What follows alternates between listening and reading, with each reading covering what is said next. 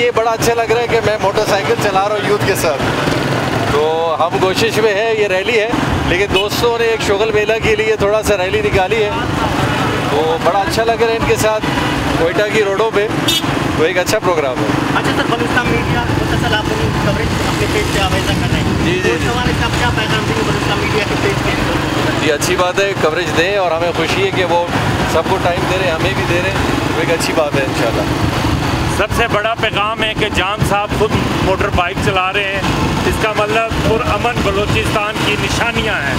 आज हमने पुरअमन बलूचिस्तान अवामी पार्टी ने बुनियाद रखी है और ये बुनियाद हमेशा चलती रहेगी। यहाँ पे रोक रहे हैं? कहाँ पे रोक रहे हैं? आप कहाँ लेफ्ट जाएंगे राइट जाएंगे? तो हम भी इधर आ जाएंगे।